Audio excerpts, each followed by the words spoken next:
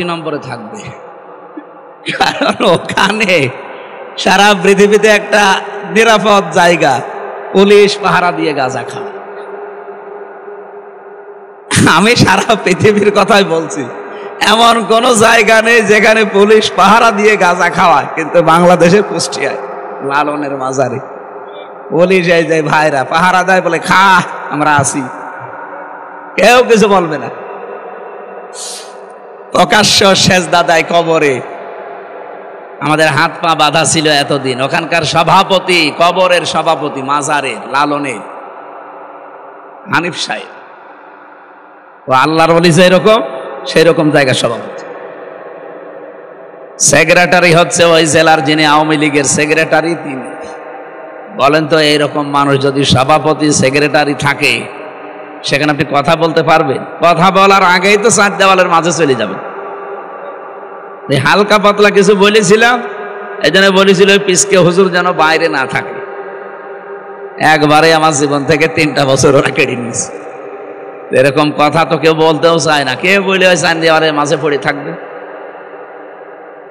এই জন্য রাজশাহী যেহেতু অনেক এগিয়ে আছেন আপনারা, আল্লাহ রাব্বুল আলামিন আপনাদের এই কষ্টের বদলা দুনিয়া আখেরাতে যেন দান করেন। এ বিষয়ে কোনো মত পার্থক্য কেউ যেন না করেন যে না, দিন কায়েমের দায়িত্ব, ইসলাম প্রতিষ্ঠার দায়িত্ব শুধুমাত্র প্রশাসনের না, শুধু জামাত ইসলামের না, শুধু বিএনপির লোকের না, সবার। মানুষ আপনি দাবি করছেন আল্লাহর বান্দা, আপনার প্রথম কাজই হবে এইটা। আল্লাহর বিধান কায়েম না হলে, সত্যি কথা বলছি, এমন এমন জায়গা আছে সেখানে সুবহানাল্লাহ পড়ে মাপ পাওয়া যাবে না। কথা বুঝতেছেন? আমি ওনাদের নাম ধরে বলছি। এই যে প্রশাসনে যেই কয়টা এখানে বসে আছে, এনাদের উপরে যেই কয়টা এই জেলা চালায়, ওসি সাহেব থেকে টিওনো থেকে শুরু করে এসপি সাহেব থেকে এর উপরে আরো যারা আছে, বিভাগীয় কমিশনার পর্যন্ত, আমার এই গাড়িটাকে এখান থেকে কুষ্টিয়া পর্যন্ত 150 কিলো পথ। এ রাস্তায় যেতে রাতের বেলা কমপক্ষে 3-4 জায়গায় ওনারা ধরবেন। দোষ ওনাদের না, ওনারা পাহারা দিচ্ছে। নবীজি জানিয়েছেন 2টা চোখ কিয়ামতে জাহান্নামের আগুনে এক জায়গায় হবে না। একটা হচ্ছে রাতের বেলা যারা আল্লাহর ভয়ে কাঁদে, 2 নাম্বার যারা জানমাল ইজ্জত আবরু হেফাজতের জন্য রাত জেগে থাকে, তাদের ভেতর ওনাদের চোখ আছে। এই জন্য প্রশাসনে যারা চাকরি করেন নিজেকে ছোট মনে করবেন না, আপনি অনেক বড় কাজে আছেন। আর আপনি মনে করবেন আমি 24 ঘন্টায় ইবাদতে আছি। বাংলাদেশে শুধু একটাই দায়িত্ব যেটা 24 ঘন্টা পালন করা লাগে। অন্যান্য যারা চাকরি বাকরি করে আমরা, তাদের সর্বোচ্চ দায়িত্ব কয় ঘন্টা? 8 ঘন্টা বলেন। আর ওনাদের 24 ঘন্টায় ডিউটি। আমার দোলা ভাই আছে তো, আমার বাবাও ছিল, কিন্তু এখন আর নেই। আমি দেখেছি এই মানুষগুলোর দায়িত্ব শুধুমাত্র 8 ঘন্টা, আমাদের মতো না। ওনাদের দায়িত্ব 24 ঘন্টায়। যেহেতু একটা মহান পেশায় আপনারা আছেন, এটা সারা দুনিয়ায় ছড়াচ্ছে, বিশেষ করে সারা বাংলাদেশে যাচ্ছে। আপনারা যারা প্রশাসনে আছেন, বিডিআর বলেন, আর্মি বলেন, পুলিশ বলেন, নিজেদেরকে ছোট মনে করবেন না। অনেক বড় কাজে আছেন, কিন্তু কাজটা সঠিকভাবে করা লাগবে। কিছু কোলাঙ্গার অফিসারের কারণে এই পোশাকটার বদনাম হয়ে গেছে। এখন মানুষ শুধু ওইদিকে তাকালে অন্য নজরে তাকায়। না, দোষ ওনাদের না। ওনারা আমার গাড়িটা আটকালে রাতের বেলা হয়তো 200, 500, 1000 টাকা আমি দেয় যে ভাই চা খাবে। এই টাকাতে উপরে যারা আল্লাহর ওলি বসে আছে তারা ভাগ পায়। তো এইটা বন্ধ করার জন্য কি সুবহানাল্লাহ পড়লে হবে? বলেন। এই জেলাটা কন্ট্রোল করে এসপি সাহেব, এই বিভাগটা কন্ট্রোল করে কমিশনার। এই মানুষগুলো যখন সত্যি ওমরের মতো হবে, এই মানুষগুলো তখন ওমরের ভিত্ত হবে। আমরা তো ওই রকম প্রশাসন তৈরি করতে চাই। কি কথা বলেন না কেন? কারণ এই যে পুলিশ, এই পোশাক, এই পুলিশ বানিয়েছেই হযরত ওমর। কে? প্রশাসনের, বিশেষ করে পুলিশের এই বিভাগটা বানিয়েছে হযরত ওমর রাদিয়াল্লাহু তাআলা আনহু। ওনাদের যারা যত ভালো ভালো কাজ হবে, কিয়ামত পর্যন্ত ওমরের আমল নামায় এই সওয়াবগুলো যেতেই থাকবে। তো ওনাদের দ্বারা যদি কোনো উল্টাপাল্টা কাজ হয়, ওইগুলো হযরত ওমরের আমল নামায় যাওয়ার কথা। উনি কি ওনাদের ওই খারাপ কাজ করতে বানিয়েছে জনগণের জান মাল ইজ্জত আবরু হেফাজতের জন্য। এই জন্যই তো চোখটা জাহান্নামে যাবে না। কত দামি জিনিস আপনি চিন্তা করতে পারেন যে ওনাদের চোখ জাহান্নামে যাবে না। খালি মানুষের এই জানমাল ইজ্জত আবরু হেফাজতের জন্য। আজ যদিও আইন শৃঙ্খলা এই সপ্তাহখানিক অবনতি হয়ে গেছে, কারা করছে এগুলো তাও আমরা জানি। গতকালকে আমি নাটোরের পাশের জেলা এসপি সাহেবের সাথে এবং এসপির সাথে দেখা করেছিলাম, কথা বলছিলাম তাদের সাথে যে এই যে দৃশ্যগুলো এখন অবনতি, বলছে এগুলো হচ্ছে কেন, কারা করছে আমরাও জানি। সুতরাং যারা করছেন তারা থামবেন। কার উস্কানিতে এগুলো করছেন আমরা কিন্তু জানি, কারো উস্কানিতে পা দেবেন না। গোপালগঞ্জের মানুষের দিকে তাকান, পেছনে কেরম লাল হয়েছিল দেখেছিলেন? সেই পুলিশ এখনো আছে, সেই প্রশাসন, সেই আর্মি এখনো নেই। কথা বলেন না কেন? আবার কারো উস্কানিতে পা দিয়ে উল্টাপাল্টা কিছু করবেন, একবার যদি ওনাদের হাতে পড়েন না, ওই হাতে লাঠি না ওঠায়, ওটা তরমুজ, একটা দিলে বাপ বলারও সময় পাবেন না। এই জন্য আমরা আশা করব কারো উস্কানিতে যেন আমরা পা না দেই। দেশটা বেশ ভালোই সামনে এগিয়ে যাচ্ছে, আরো এগিয়ে যাবে ইনশাআল্লাহ। আরো আমার যতটুকু বাস্তবতা এগিয়ে যেত, কিন্তু আল্লাহর ওলি যাওয়ার সময় 14টা ব্রিফকেস নিয়ে গেছে। কি পাইলটকে বলেছিল যে ব্রিফকেস গুলো উঠেছে? বলছে জি ম্যাডাম, চলো। আর একটা কথাও বলেনি। অন্তত কাওয়া কাকুকে তো বলতে পারতো যে কাওয়া চলে গেলাম, তাও বলেন। আমার নাম্বারটা জোগাড় করে বলতে পারতো না যে হামজা 3 বছর জেল খাটালাম, আমি চলে যাচ্ছি, দোয়া করো, তাও বলেন। চলে গেল চুরি করে। যাওয়ার সময় কি ছাই আর মাটি নিয়ে গেছে? কি নিয়ে গেছে? এই কারণেই তো আমরা এখন ঋণী। কতগুলো ঋণ আমাদের মাথার উপরে দিয়ে গেলেন। এদেশে এখন কেউ জন্ম নিলে তার মাথার উপরে 1,10,000 টাকা ঋণ হোকলা করে দিয়ে গেছে দেশটা। আর বলে যে আমি কি করেছি, যে আমার অপরাধ কি? আপনি এখনো অপরাধ টের পাননি? আপনার জীবনের সবচাইতে বড় অপরাধ আয়না ঘর। কথা বলেন না কেন? আর এই আয়না ঘরের কারণেই কিন্তু তামাম দুনিয়ায় 257টা রাষ্ট্রের 10 জন নিকৃষ্ট মানুষের তালিকা পেয়েছি কয়েকদিন আগে। এই যে আজকে 4 তারিখ, 1 তারিখে তালিকা বের হয়েছিল। তামাম দুনিয়ায় 10 জন মানুষ এই পৃথিবীর জমিনে এখন নিকৃষ্ট। তার ভেতরে 1 নম্বরে হাসিনা, 2 নম্বরে বাশার আল আসাদ, 3 নম্বরে নেতানিয়াহু, 4 নম্বরে আশরাফ ঘানি। এরকম 10 জনের নাম পেলাম। অন্য যাদেরই নাম থাক আমার অসুবিধা নেই, কিন্তু 1 নম্বরে আমাদের আল্লাহর ওলির নাম। কি করেছে উনি বলেন তো? আমি তো নিজে ভিকটিম, আমিও 10 দিন ছিলাম। আমি ওই মাটির নিচে 10 দিন আমিও ছিলাম। আমি তো মিনিটা ছিলাম। বিগটাই যে কি অত্যাচার এখন আপনারা টের পাচ্ছেন। এরপরও কি ষড়যন্ত্র ওরা থামিয়ে রেখেছিল? মোদিকে দিয়ে আবার পাঠিয়েছিল আমেরিকায়।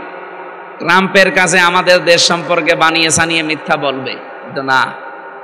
যেই দিন মোদি গেছে ট্রাম্পের কাছে, ঠিক ওই দিন আন্তর্জাতিক মিডিয়াগুলো নিয়ে ডক্টর ইউনূস আয়না ঘরে গেছে। মুখ খোলেন, আমিও খুলে দিচ্ছি। জাতিসংঘ রিপোর্ট দিয়েছে ওই দিনই।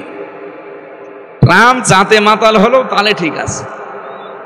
ও যেই কথা শুনেছে, শোনার পরে এদিকে আন্তর্জাতিক মিডিয়ার সব আয়না ঘর উন্মুক্ত করেছে। এই দেখেন, এই করেছিল। চেয়ার দেখেছেন না আপনারা? ওটা এভাবে কাঁপে, আমিও দেখেছি। ওইটা আমি দেখিনি, আমারটা ছিল ঘোড়া চেয়ার। আমার আগে একজন লোককে নিয়ে গেল, ছাত্র দলের চট্টগ্রামের একজন ভাইকে।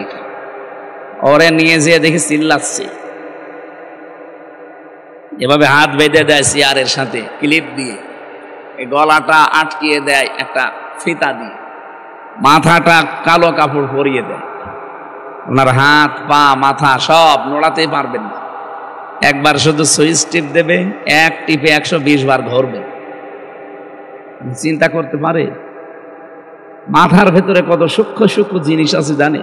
ফ্রন্টাল লব পেয়েছি আমি, প্যারাইটাল লব পেয়েছি, অক্সিপিটাল লব পেয়েছি, টেম্পোরাল লব পেয়েছি, মোটর কর্টেক্স পেয়েছি, সেন্সরি কর্টেক্স পেয়েছি, লব পেয়েছি।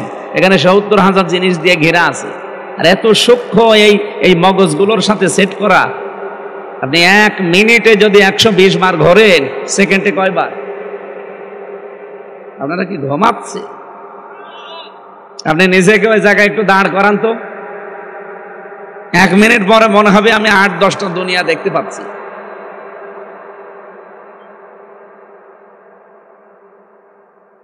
এরকম একটা মেশিন নিয়ে আসলো আমার এই নখ তোলার, বলছে নখ তোলা হবে। আমি দেখলাম আমার হাত আমার আগে জেরে নিয়ে গেছে, ওর হাত তো বাঁধা। মেশিনটা এমন মাপে তৈরি করা, পায়ের সাথে আর হাতের সাথে, শুধু একবার টিপ দেবে, একবারে নখগুলো সব খুলে চলে যাবে। আরে নখ খুলে গেলেও তো হয় না, ওর উপর আবার লবণ ছিটিয়ে দেয়। ওই পুলিশকে জিজ্ঞাসা করেন, ওরা যদি দায়িত্ব এরকম থাকে ও বলতে পারে।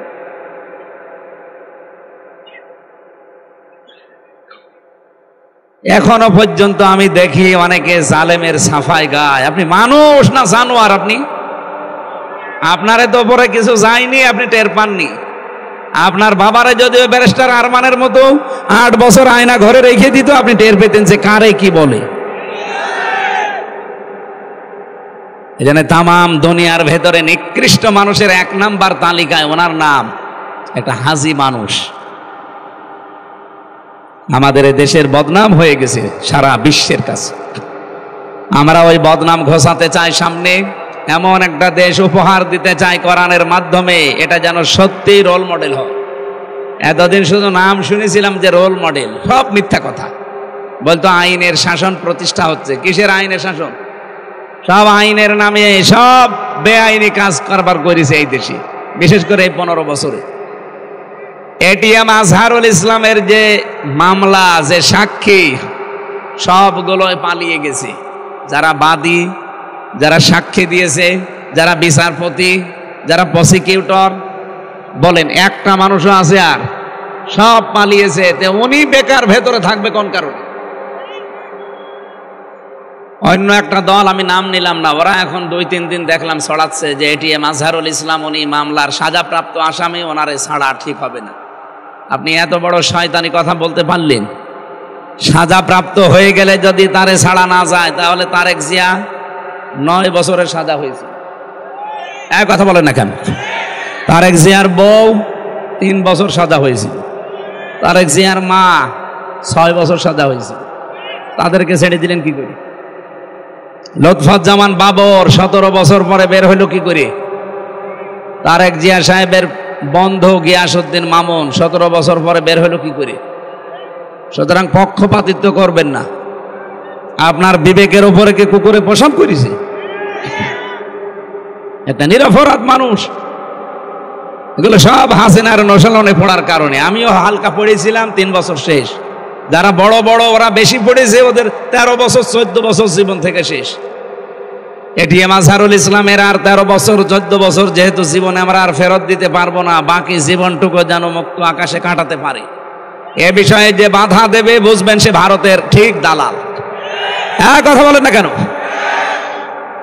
নিরপর একটা মানুষের পক্ষে আপনি থাকার জন্য একটা কথাও বলতে পারেন না। রমজান এসেছে, আপনি কি নেবেন শিক্ষা? আমরা সামনে ওই কথাগুলো আসবে, তাফসিরের এই আয়াত থেকে কথা বলবো ইনশাআল্লাহ। আমি যে কথা তুলেছিলাম, সাবেক সংসদ সদস্য ওনার নামে লেখা আছে, উনি এই 3 বারের আগে, তার মানে এটা ঠিক আছে। কিন্তু এই 3 বারে যদি কেউ আমার সামনে পড়েন যে সাবেক সংসদ সদস্য, সাবেক মন্ত্রী, আমি কিন্তু জনসম্মুখে বলবো যে না, সাবেক ডাকাত, সাবেক চোর। আল্লাহ রাব্বুল আলামিন অধ্যাপক মোহাম্মদ মুজিবুর রহমান হাফিজাহুল্লাহ কোরআনে কারীম যেন বুকে নিয়ে সংসদে যেতে পারে।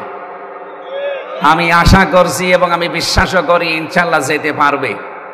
শুধু অধ্যাপক মুজিবুর রহমান না, 300 এমপির ভেতরে যদি আমরা 151 জন কোরআন বুকে নিয়ে পাঠাতে পারি, প্রথম দিন সংসদ অধিবেশনে যদি বলতে পারে যে মাননীয় সংসদ, মাননীয় স্পিকার, আমরা নামাজের বিল চাই, উনি যদি বলে হাত তোলেন, এই আপনার না, আপনার হাতের কি হবে?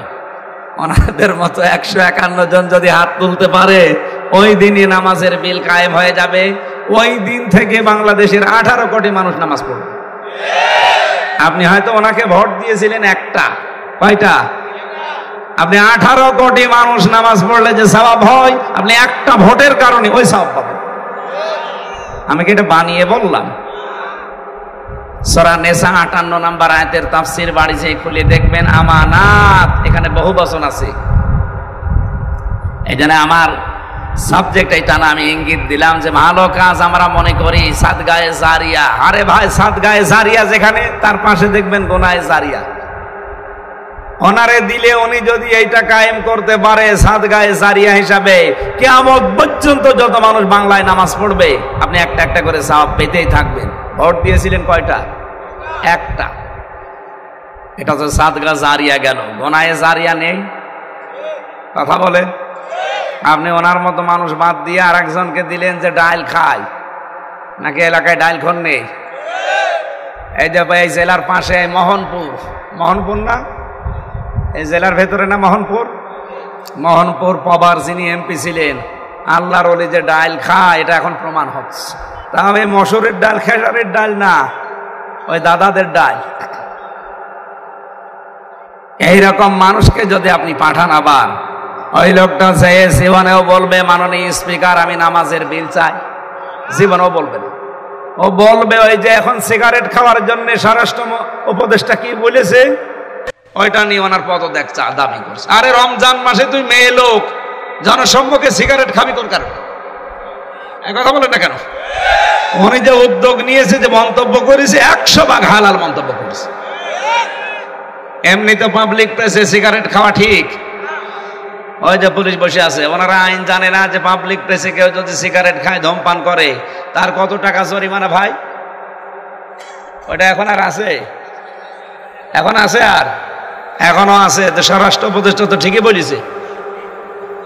অথচ কিছু বাম আর রাম, যেই মেয়েটা এই সামনে এসে এই কথাগুলো বলছে, এটা ছাত্রী লীগের সদস্য ছিল, ও খরচ পাল্টিয়ে এখন এই কাজে নেমেছে।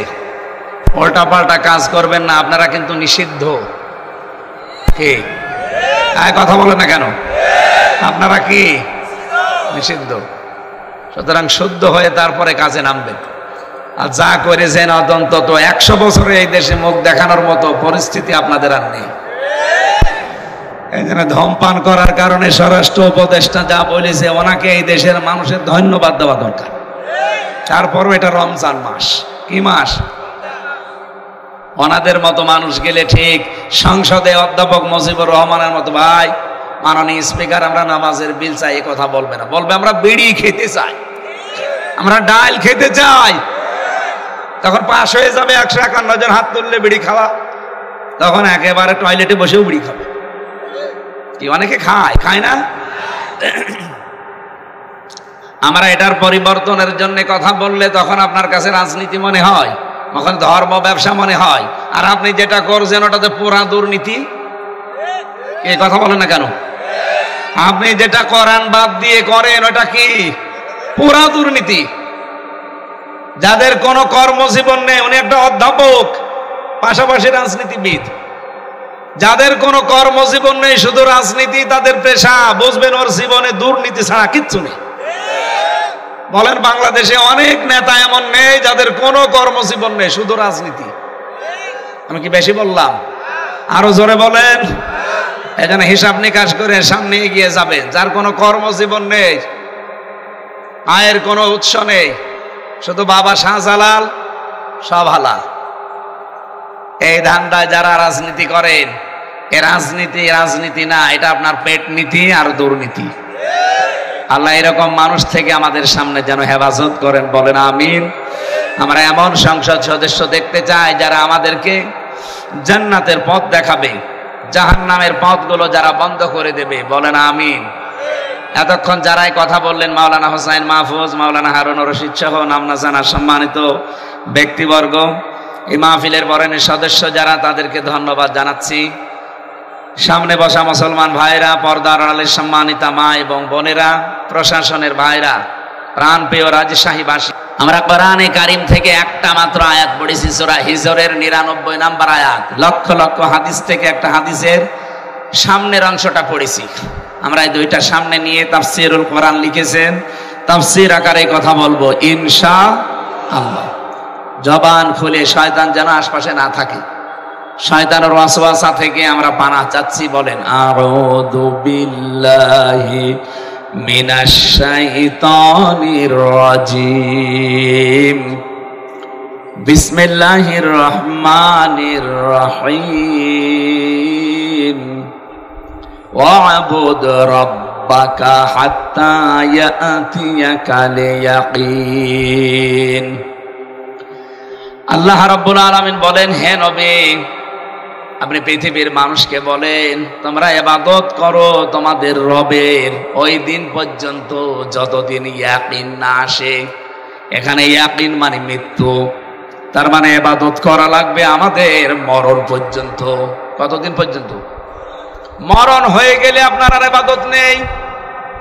মরণের আগ পর্যন্ত আপনি এক সেকেন্ড ইবাদত ছাড়া থাকতে পারবেন না।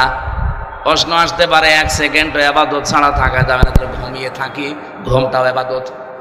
আপনি যদি আল্লাহুম্মা বিইসমিকা আমুতু ওয়া আহইয়া এটা পড়ে জিকির করতে করতে ঘুমিয়ে যান, 8 ঘন্টাও যদি আপনি ঘুমান, যখন উঠবেন আলহামদুলিল্লাহিল্লাযী আহয়ানা বা'দা মা আমাতানা ওয়া ইলাইহিন নুশুর, ঘুম থেকে উঠে যখন এইটা পড়বেন 8 ঘন্টায় আপনি মনে করবেন যে আমি ইবাদতে ছিলাম। জোরে বলেন সুবহানাল্লাহ। আর আজ শাহীবাসী কি বুঝলেন? এখানে আপনার ঘুমটাও ইবাদত। পুলিশের যে বললাম যে 24 ঘন্টা ইবাদত, এই কারণেই বলেছি ওনারা যখন ঘুম থেকে উঠে বিসমিল্লাহ বলে ওনাদের পোশাক আশাক পরে কর্মজীবনের জন্য প্রস্তুতি নেয়, যতক্ষণ ডিউটিতে আছে পুরাটাই মনে হয় যে আমার নামাজে আছে। সুবহানাল্লাহ বলতে পারবেন না? এখন হয়তো ডিউটি করছে জনগণের ইজ্জত আবরু শৃঙ্খলা ঠিক রাখার জন্য, এখনো যেন তারা মনে করে যে আমরা ইবাদতে নামাজে আছি। পৃথিবীর নিকৃষ্ট কাজ আমরা জানি টয়লেট। কেউ যদি বাম পা দিয়ে বলে আল্লাহুম্মা ইন্নী আউযু বিকা মিনাল খুবুসি ওয়াল খাবাইস, 8-10 মিনিট যাই থাকবে পায়খানায়, বের হওয়ার সময় ডান পা দিয়ে যদি বলে গফরানাক আলহামদুলিল্লাহিল্লাযী আযহাবা আন্নিল আযা ওয়া আফানি, নবীজি বলেন 8-10 মিনিট যা টয়লেটে বসে আছি পুরাটাই ইবাদত। বাড়ি যাই সুবহানাল্লাহ বলেন। বলেন তো আপনি কি বুঝলেন এখান থেকে? আমি 2টা কথা বললাম, একটা ঘুম আর একটা টয়লেট। নিকৃষ্ট কাজ একটা টয়লেট করা। এই 8-10 মিনিট যদি আপনার ইবাদত হিসাবে গণ্য হয়ে যায়, এই পৃথিবীতে এমন কোন কাজ আছে যে মুমিন জীবনে ইবাদত হবে না? আপনি যদি স্ত্রীর সাথে হাসি মুখে কথা বলেন, ওইটাও ইবাদত। সুবহানাল্লাহ বলতে পারেন না?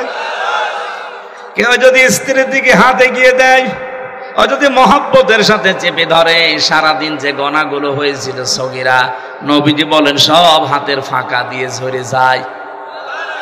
আমরা স্ত্রীর দিকে তাকায়ও, হাতও ধরি, নিজেরটা বাদ দিয়ে অন্যেরটা। এরকম মানুষ দেশে নেই? আরে মানুষ, তারপরও অবিবাহিত কোনো মানুষের সাথে লাইন মাইন করে বিয়ে করলে তো মেনে নেওয়া যায়। এত চরিত্র নিম্নে পৌঁছে গেছে তারা মানুষ, অধিকাংশগুলো লাইন করে ভাবির সাথে, বিবাহিত মেয়েদের সাথে, প্রতিবেশীর বউর সাথে। এরকম মানুষ এখানে কারা আছেন? হাত তোলেন তো। ও রাজশাহী তো সব আল্লাহর ওলি, ভালো আছে। যদি এরকম কোন রোগে রোগী থাকেন যে নিজের বউ ভালো লাগে না, অন্যেরটা দেখলেই কেমন যেন আনন্দ লাগে, এটা একটা রোগ। এটা কি? এই রোগ ভালো হওয়ার 2টা ঔষধ আছে, একটা হচ্ছে হোমিওপ্যাথি আর একটা অ্যালোপ্যাথি, নাকি? অবশ্য ঠিক। হোমিওপ্যাথি অ্যালোপ্যাথিতে হবে? সূরা নূরের 30 নম্বর আয়াতে আল্লাহ ঔষধ দিয়েছেন যাদের এই রোগ আছে। সেদিন আমার মোবাইল একজন মেসেজ দিয়েছিল, ও বাড়ি কক্সবাজার। হুজুর বিয়ের পরে প্রথম বছর তো ভালোই লাগছিল, যে এখনো ছাতা আর ভাল লাগে না, এক জিনিস আর কতদিন। আরে শয়তান, ও যদি বলে যে এক জিনিস আর কতদিন, তোর বউ কি বলবে? ওর বউ বলতে পারে না যে এক জিনিস আর কয়দিন? না, এটা আপনার একটা রোগ। নিজেরটা ভালো লাগে না, অন্যেরটা ভালো লাগে। এটা কি বলেন তো? এই রোগ কি এই রাজশাহী আছে? আপনি একেবারে পুলিশের দিকে না তাকিয়ে আল্লাহর দিকে তাকিয়ে হাত তোলেন তো ভাই।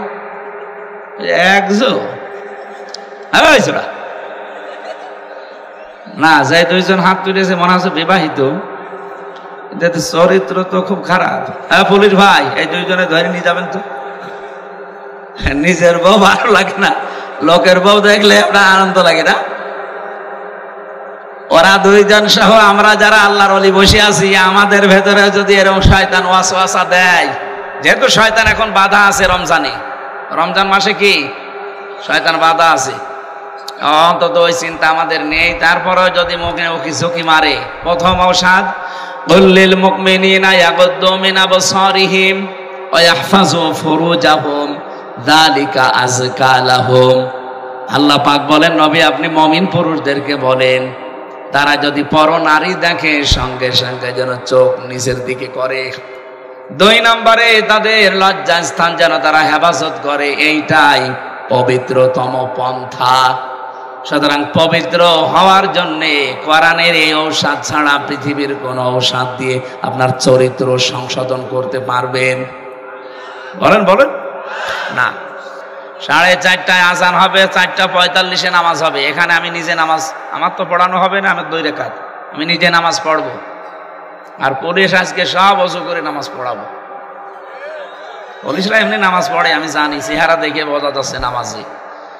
আমি আসার সময় ওসি সাহেবের সাথে নাকি এই যে গাড়ি নিয়ে চলে গেল, দেখা হয়েছিল, কথা বললো, বলছে আমাদের ভাইরা আছে, আপনারা যান, অসুবিধা নেই। সুশৃঙ্খল ভাবে অনুষ্ঠান শেষ করে মোনাজাত করে আমরা বাড়ি যাব।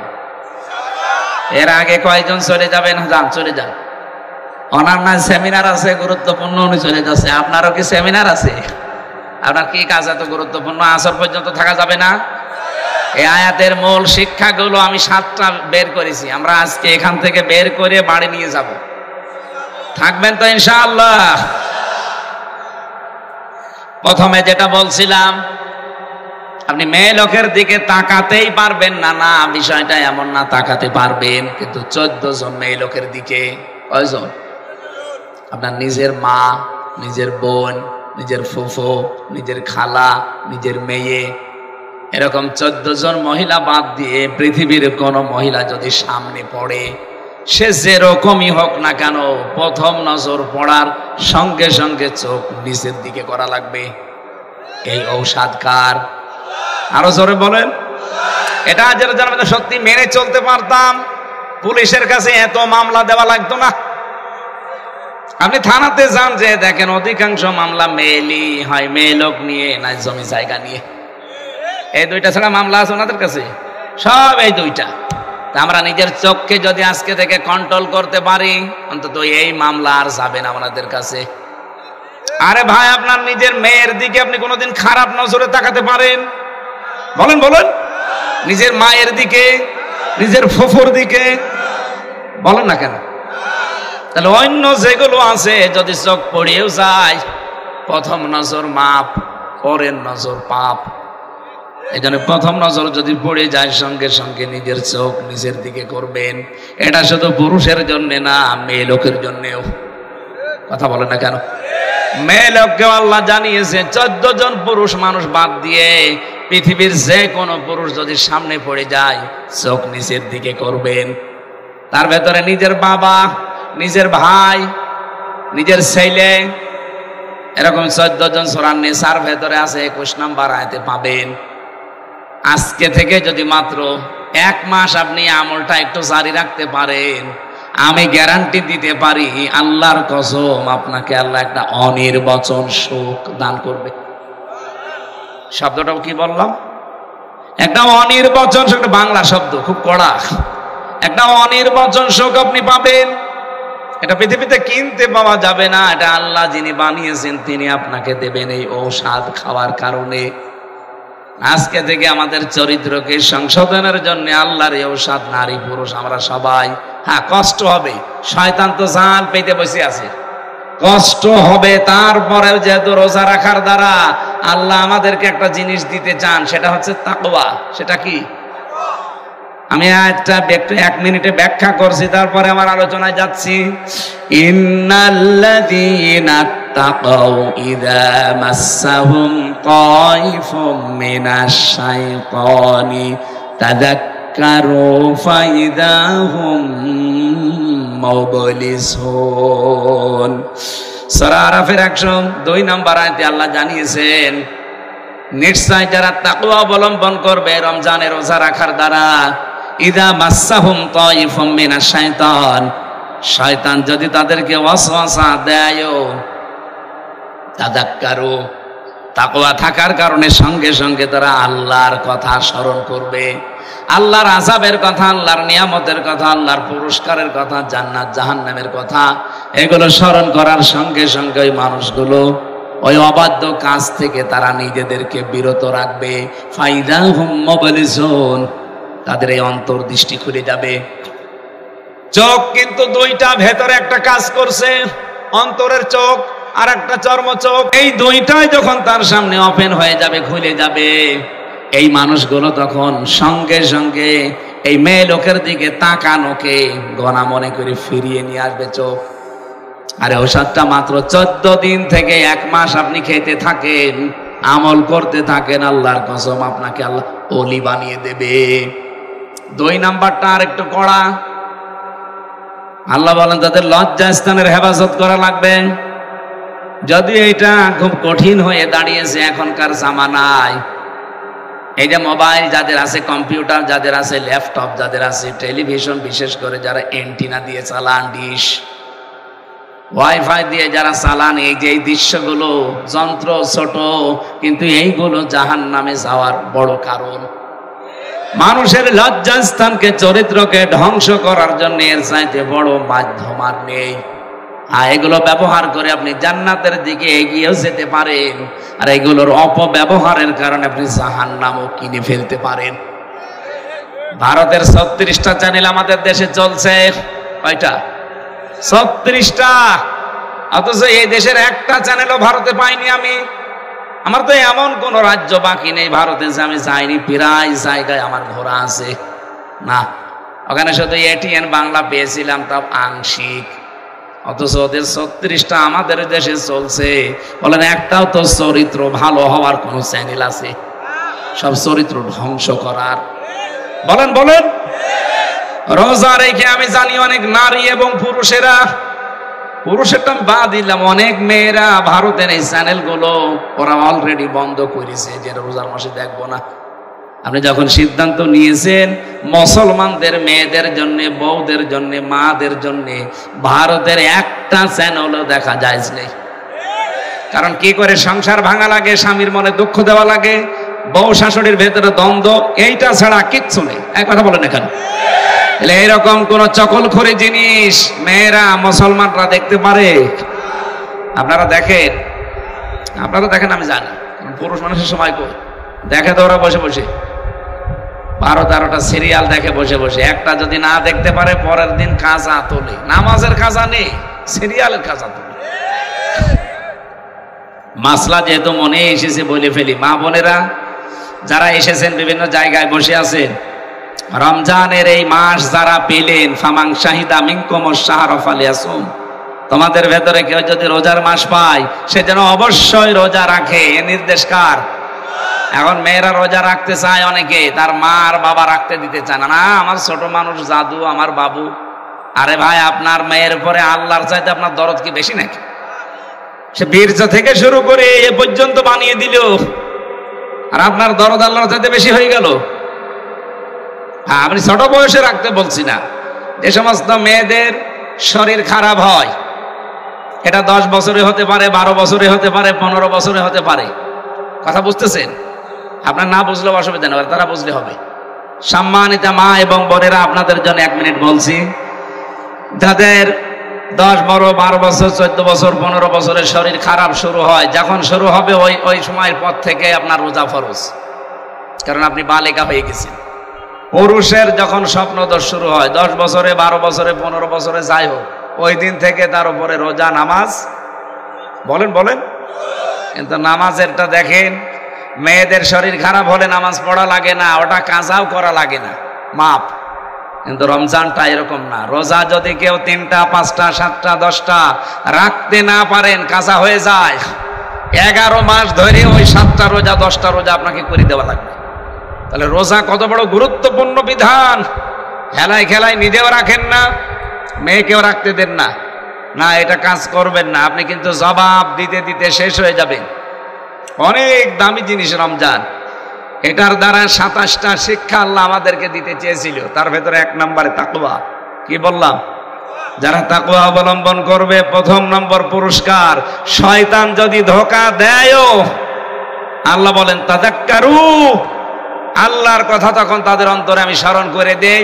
হয় জান্নাতের কথা নয়, জাহান্নামের কথা নয়, আযাবের কথা নয়, নিয়ামতের কথা নয়, পুরস্কারের কথা। এগুলো স্মরণ করার মাধ্যমে ওই মানুষগুলো গুনার কাছ থেকে ফিরে রাখার চেষ্টা চালায়, আর আমি তখন সাহায্য করি। বলেন সুবহানাল্লাহ।